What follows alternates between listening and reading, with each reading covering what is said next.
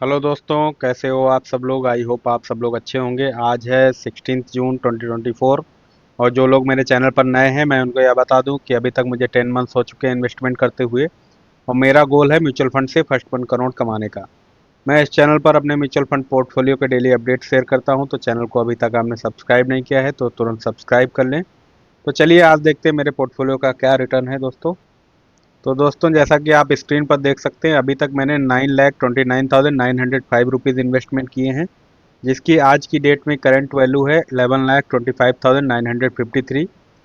और जो मेरा प्रॉफिट है अभी तक का 1,96,048 जो कि 21.08% है।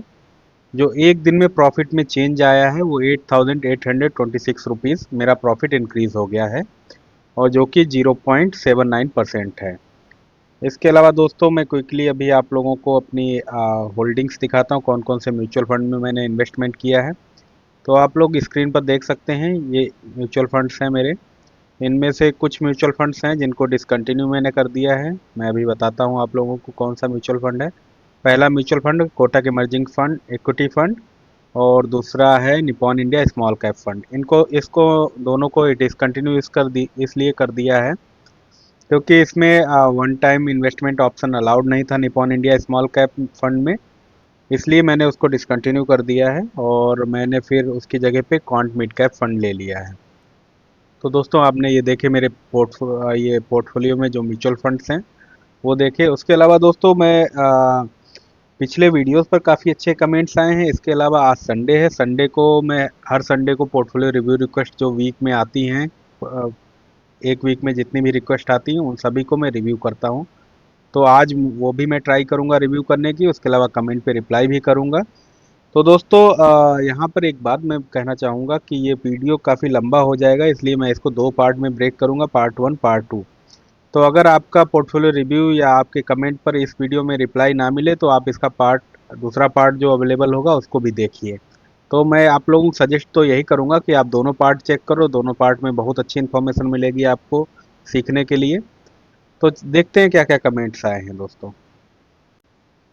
तो दोस्तों, सबसे पहला कमेंट है ऑथेंटिक इडू का। पीजीआईएम मिड कैप में इन्वेस्टेड हूँ जिसमें 30% इंटरेस्ट रिटर्न है। करंटली मैं मोतीलाल मिड कैप का स्टार्ट किया हूँ, पीजीआईएम का अमाउंट घटा दिया, प्लीज़ गाइड करें क्या करना चाहिए। तो भाई, फंड दोनों ये अच्छे हैं। पीजीआईएम मिड कैप भी अच्छा है और मोतीलाल ओसवाल। अगर आप इसका नंबर ऑफ ईयर्स देखेंगे कब से ये, मतलब एज क्या है फंड की, तो लगभग बराबर ही है, 10 साल से प्लस है इनका दोनों का एज। और फंड साइज भी ऑलमोस्ट लगभग बराबर है, 10,000 करोड़ प्लस है। उसके अलावा जो रिटर्न इनका लॉन्ग टर्म का अगर आप देखोगे तो 5 ईयर का PG Motilal Oswal mid cap का 31.5% है, और उसके अलावा पीजीआईएम इंडिया का 30.32% है। तो इसमें कोई ज़्यादा डिफरेंस नहीं है। आपने अगर ऐसा कर दिया है तो कोई दिक्कत नहीं है। आप इसको मतलब मोतीलाल ओसवाल में स्टार्ट करना चाहते हैं, इसमें कंटिन्यू करना चाहते हैं तो कर सकते हैं, कोई दिक्कत नहीं है। और अगर अदरवाइज ये पीजीआईएम मिड कैप भी अच्छा था आपका फंड। अगला कमेंट है भारतेंद्र बिमल का। My portfolio is Nippon India small cap 1000, बंधन मल्टी एसेट 1000। सर मुझे ये बताएं कि अगर मुझे लार्ज कैप में इन्वेस्टमेंट करना हो इसी में करूं या नया कंपनी में करूं। तो भारतेंद्र जी, आपने यहाँ पे स्मॉल कैप और मल्टी कैप में मतलब आपने किया है मल्टी एसेट में। अगर आप लार्ज कैप में करना चाहते हो तो आप निफ्टी 50 इंडेक्स फंड ले लो, उनमें कोई सा भी आप ले लो। नवी निफ्टी का है, निपॉन इंडिया का निफ्टी 50 है, और कई सारी कंपनी का है, HDFC, Nippon India, Motilal Oswal, can't, किसी भी कंपनी का आप निफ्टी 50 इंडेक्स फंड ले लो, वो अच्छा रहेगा। उसमें लार्ज कैप कंपनी से इंक्लूड रहेंगी तो वो आपके पोर्टफोलियो के लिए भी अच्छा रहेगा, आपका पोर्टफोलियो भी बैलेंस हो जाएगा। अगला कमेंट है रामू का। Please review my portfolio. Axis small cap 2000, Nippon small cap 1500, ABSL multi cap 3000, Tata flexi cap 2000। Setup कैसे करूं, न्यू एसआईपी स्टार्ट करके या फिर एग्जिस्टिंग में ही अमाउंट ऐड करके। कुछ एसआईपी इनडायरेक्ट फंड में है मेरा, उसको क्या डायरेक्ट फंड में ऐड कर दूं, प्लीज़ रिप्लाई। तो सबसे पहला आपका क्वेश्चन है स्टेप अप आप कैसे करें। नया एसआईपी आप स्टार्ट करके भी कर सकते हैं। अगर ऑलरेडी एग्जिस्टिंग एसआईपी का चल रही है उसको आप कैंसिल कर दो, उसमें भी आप अमाउंट ऐड करके स्टेप अप कर सकते हो। और जैसे जीरोधा और ग्रो ऐप में अगर आप कर रहे हो तो वहाँ पे जब एसआईपी स्टार्ट करते हो तो वहाँ पे ऑप्शन भी आता है कि आप कितने से स्टेप अप करना चाहते हैं और कितने टाइम के बाद स्टेप अप करना चाहते हैं, वो भी ऑप्शन आप सेलेक्ट कर सकते हैं अगर करना चाहें। अदरवाइज बेस्ट वे यही है इसका कि आप एसआईपी जो चल रही है उसको कैंसिल करके उसी एसआईपी को फिर से आप क्रिएट करके उसमें नया जो भी अमाउंट आप जोड़ना चाहते हैं, ऐड करना चाहते हैं, वो ऐड करके एसआईपी कर दो। और जो आपने एसआईपी इनडायरेक्ट फंड मतलब रेगुलर फंड में किया है, उसको आप डायरेक्ट फंड में कर सकते हैं। दूसरे फंड आप खरीद लो, जो रेगुलर हो गए हैं उनको रहने दो, जब एग्जिट लोड उसका ख़त्म हो जाए तो उसको आप रिडीम कर लेना।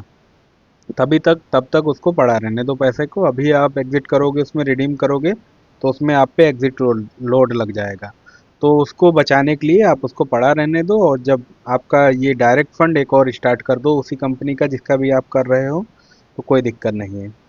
उसके अलावा आपका पोर्टफोलियो है जो आपने यहाँ पे स्मॉल कैप में काफ़ी मतलब अमाउंट डाला है, 3500 में देख सकता हूँ आपने स्मॉल कैप में ही डाला। फिर मल्टी कैप में आपने 3000 डाला, टाटा फ्लेक्सी कैप में डाला। Tata flexi cap multi cap आपके ठीक फंड हैं। उसके अलावा जो स्मॉल कैप में आपने थोड़ा डाला है, इसको थोड़ा 500 रुपये यहाँ से मतलब निकाल सकते हैं। एक्सिस स्मॉल कैप से 500 या 1000 रुपये निकाल के यहाँ पे 1000 रुपये भी आप निकाल लो और निफ्टी 50 इंडेक्स फंड में आप डाल दो। इंडेक्स फंड कोई सा भी ले लो, मैंने ऊपर भी सजेस्ट किए कई सारे कंपनीज अभी बताए थे, तो उनमें से किसी का भी आप ले लो, सभी अच्छे हैं। 1000 रुपये उधर डालो तो उसके बाद आपका एक्सिस स्मॉल कैप 1000 बचेगा। तो आप ये चेंज बस कर सकते हैं, अदरवाइज आपका पोर्टफोलियो ठीक है। अगला कमेंट है जी निराला का, I am also a software engineer, I want to invest 20K per month for now. If I have more money, I generally do lump sum. I want to invest 10K in ELSS fund. I have chosen two, Quant and Parak Parik. Which one should I invest my 10K to from above two? Or do you have any other suggestion? The remaining 10K I am currently investing in other mid cap, small cap fund. Which fund would you suggest for my remaining 10K? तो इसमें निराला जी आप एक काम कर सकते हैं, जो आपने दो फंड ये लिए हैं ईएलएसएस फंड कॉन्ट और पराग पारिक, इनमें से कोई सा भी ले लो, दोनों बहुत अच्छे फंड हैं। फंड हाउस ही बहुत अच्छे हैं ये। इनमें से कोई सा भी आप ले लो, बहुत अच्छा रहेगा डिसीजन आपका ईएलएसएस के लिए। और जो आप रिमेनिंग 10K है उसमें भी आप एक काम कर सकते हो, उसमें भी आप ये स्मॉल कैप में भी मतलब यही कंपनी का कुछ ले लीजिए। कॉन्ट का स्मॉल कैप काफ़ी अच्छा है। और उसके बाद मिड कैप में आप एचडीएफसी ले सकते हो, और भी कई सारे कंपनीज हैं, कोटक है, इसका कॉन्ट का है। तो उसमें आप थोड़ा डाइवर्सिफाई कर दो। अगर आप एलएसएस में कॉन्ट ले रहे हैं या एलएसएस में आप पराग पारिक भी ले सकते हैं, पराग पारिक का ले लो। स्मॉल कैप में आप कॉन्ट का ले लो, और जो मिड कैप आपका रहेगा उसमें आप एचडीएफसी या इन सब का किसी का भी ले सकते हो। मिड कैप में भी आप मतलब लेना चाहो तो इसका ले सकते हो, कॉन्ट का या पराग पारिक का। तो वहाँ पे भी कोई दिक्कत नहीं, मतलब दो फंड आप एक कंपनी के ले सकते हो और तीसरा फंड आप अलग कर दो उसको किसी दूसरी कंपनी का।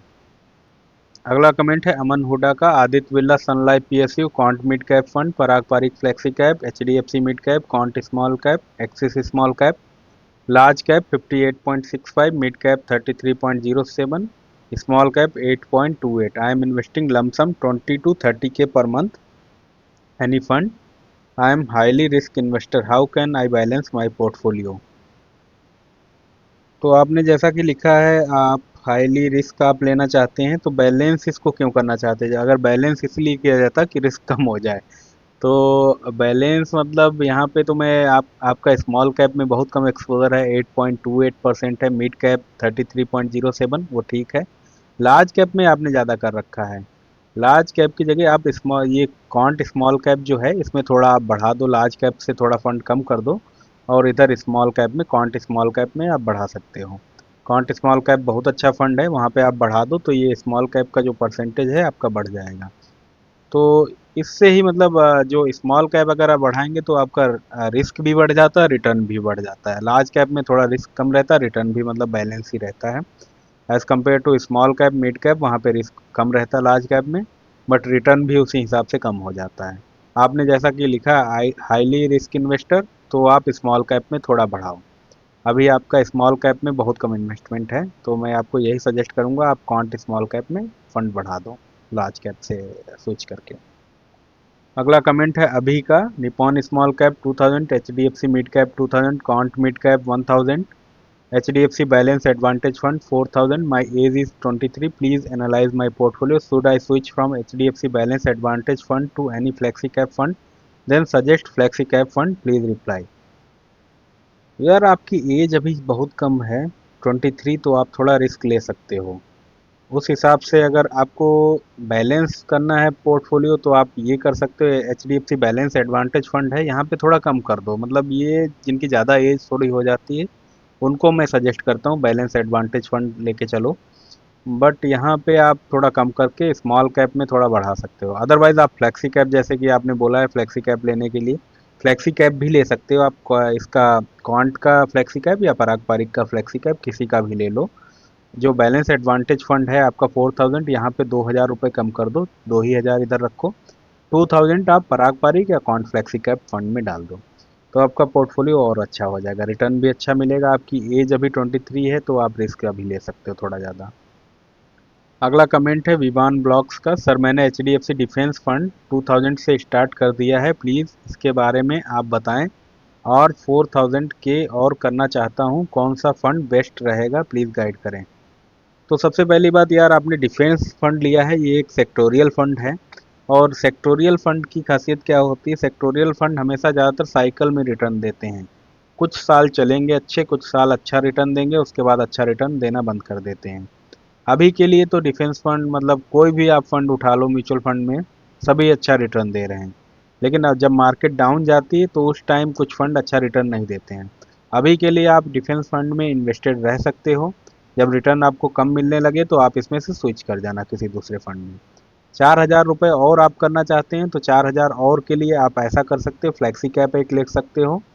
कॉन्ट या पराग पारिक फ्लैक्सी कैप 2000 ले लो, 2000 रुपीज़ का। और 2000 जो आपके पास बचेंगे उनमें से आप एक मिड कैप ले लो, और एक आप स्मॉल कैप ले लो। स्मॉल कैप अगर आप लेना चाहते हो तो स्मॉल कैप में कॉन्ट और HDFC, इन सब के निपॉन इंडिया स्मॉल कैप बहुत अच्छा है, तो 1000 का वहाँ इन्वेस्टमेंट कर सकते हैं। मिड कैप में अगर कुछ आप करना चाहते हैं 1000 या 500 मिड कैप में भी कर सकते हैं। 500 करना चाहें तो 500 कर दें, वहाँ पे भी यही सारी कंपनीज हैं। और 500 जो आपके अगर बचेंगे मिड कैप में, अगर 500 आप कर रहे हैं तो इंडेक्स फंड में आप निफ्टी 50 इंडेक्स फंड में 500 लगा दो। निफ्टी 50 इंडेक्स फंड में कोई सा भी निफ्टी 50 इंडेक्स फंड ले लो, कोई फ़र्क नहीं पड़ेगा, ऑलमोस्ट सबका रिटर्न सेम ही रहता है। अगला कमेंट है शाहबाज इलियास का। सर मुझे लमसम करना है 1 लाख का, मेरा SIP पोर्टफोलियो है। Can't small cap 2000, can't flexi cap 3000, Nippon small cap 3000, Tata ethical fund 5000। कितने साल में 1 करोड़ हो जाएगा, प्लीज़ बताएं। तो शाहबाज जी, आपको अगर आप यही 13,000 मंथली इन्वेस्टमेंट करते हैं और रेट ऑफ रिटर्न में अगर 15% मान के चलता हूँ, तो ये आपके लगभग 15 से 16 साल में 1 करोड़ रुपए हो जाएंगे। उसके अलावा जो पोर्टफोलियो है वो भी आपका अच्छा ही दिख रहा है, क्योंकि आपका पोर्टफोलियो मुझे थोड़ा आपने स्मॉल कैप में थोड़ा ज़्यादा डाल रखा है पैसा। यहाँ पे स्मॉल कैप में आपने 5,000 रुपये लगभग डाले हैं, तो इसको थोड़ा आप कम कर सकते हैं। आप बैलेंस करना चाहो तो कर सकते हो इसको, मतलब रिस्क अगर आप कम लेना चाहते हो तो आप एक काम कर सकते हो, यहाँ का पैसा जो इसका 3,000 स्मॉल कैप जो आपका है, इसको इसमें से 1,500 रुपये आप इंडेक्स फंड में लेके डाल सकते हो। निफ्टी 50 इंडेक्स फंड खरीद सकते हो, उसमें आप 1,500 डाल दो, तो आपका पोर्टफोलियो थोड़ा बैलेंस हो जाएगा। अगला कमेंट है आपका आशीष का। सर प्लीज़ एक पोर्टफोलियो बता दीजिए, 3 इयर्स के लिए 4,000 पर मंथ इन्वेस्टमेंट कर सकता हूँ, 3 इयर्स में 5 लाख चाहिए। तो आशीष जी, यहाँ पे यार अगर आप 4,000 मंथली इन्वेस्टमेंट करते हो और रेट ऑफ रिटर्न अगर मैं 15 साल मान लेता हूँ 3 साल के लिए, तो आपके ये 5 लाख तो कहीं से भी नहीं बनेगा। 5 लाख बनना बहुत टफ है यहाँ पे। और ये लगभग 2 लाख के करीब बन सकता है आपका 3 साल में, क्योंकि आप बिल्कुल टाइम नहीं दे रहे हो। 3 साल में आपको 5 लाख चाहिए, और वो भी इन्वेस्टमेंट आपका इतना 4,000 पे, तो ये मेरे हिसाब से तो पॉसिबल नहीं है। अगर मार्केट बहुत ही अच्छी चल जाए तो हो सकता है पॉसिबल हो पाए, बट ये 5 लाख तो नहीं पॉसिबल होगा। 5 लाख के लिए आपको बहुत ज़्यादा रिटर्न चाहिए। अगर आप इसको पड़ा रहने दोगे बाद में तो ये बढ़ जाएगा, आपका जो रिटर्न है ये बढ़ के अच्छा खासा अमाउंट मिल सकता है। अगर आप लॉन्ग टर्म के लिए कर रहे हैं, 3 साल के लिए कर रहे हैं, तो मुझे नहीं लगता आप को यहाँ ज़्यादा करना चाहिए। और आपको 3 साल बाद ज़रूरत क्या है, वो आपकी ज़रूरत मतलब आप उसको वेट कर सकते हो, उस चीज़ का अगर इतना पैसा नहीं मिला तो आप वेट करने के लिए तैयार हो 3-4 साल और, तो ही आप म्यूचुअल फंड में इन्वेस्टमेंट करो, अदरवाइज बिल्कुल मत करो यहाँ पे क्योंकि मार्केट हो सकता है 3 साल बाद बिल्कुल डाउन चले जाए, जो आपने पैसा डाला भी है वो भी निगेटिव में चला जाएगा। अगर आपको उस टाइम ज़रूरत होती और आपको रिडीम करना पड़ गया तो आपको लॉस ही हो जाएगा, पैसा जितना डाला वो भी तक नहीं मिलेगा वहाँ पे। तो मैं सजेस्ट नहीं करूँगा कि आप ऐसे किसी रिक्वायरमेंट के लिए यहाँ पैसा डालो जो बिल्कुल अर्जेंट है, 3 साल के बाद आप वेट नहीं कर सकते हो। नहीं तो मैं 4,000 के लिए पोर्टफोलियो आपको बता सकता हूँ, आप फ्लेक्सी कैप ले लो, एक कॉन्ट या पराग पारिक फ्लेक्सी कैप 2,000 रुपये का। 1,000 रुपये का आप ये इंडेक्स फंड ले लो, निफ्टी 50 इंडेक्स फंड। उसके अलावा आप 1,000 या तो स्मॉल कैप में करना चाहो स्मॉल कैप में भी कर सकते हो, कॉन्ट का स्मॉल कैप बहुत अच्छा है और निपॉन का भी काफ़ी अच्छा है, तो इनमें से दो में से कोई भी आप ले लो। अदरवाइज़ आप 500 रुपये जिसमें अलाउड हो, 500 रुपये किसी में HDFC वगैरह में, तो 500 रुपये स्मॉल कैप में कर दो, 500 रुपये मिड कैप में कर दो। कंपनी फंड हाउस यही सेम है सब में, ज़्यादातर HDFC, निपॉन और ये कोटक, मोतीलाल ओसवाल, पराग पारिक, यही सब अच्छी कंपनीज हैं, तो इनमें आप किसी भी म्यूचुअल फंड हाउस से खरीद सकते हैं। तो दोस्तों मैं यहाँ पर एक बात बता दूँ, ये आपके कमेंट्स या पोर्टफोलियो पर मेरे सारे पर्सनल व्यूज़ हैं। आप कोई भी इन्वेस्टमेंट करने से पहले अपने म्यूचुअल फंड एडवाइजर से ज़रूर राय ले लें, उसके बाद ही इन्वेस्टमेंट करें। और दोस्तों इस चैनल पर आप लोगों का बहुत सपोर्ट और प्यार मिल रहा है, ऐसे सपोर्ट और प्यार बनाए रखिए इस चैनल पर। आज के लिए इतना ही। अगर आप चैनल पर नए हैं तो चैनल को सब्सक्राइब कर लें, वीडियो को लाइक करें, ज़्यादा से ज़्यादा शेयर करें। Thank you, bye bye, take care.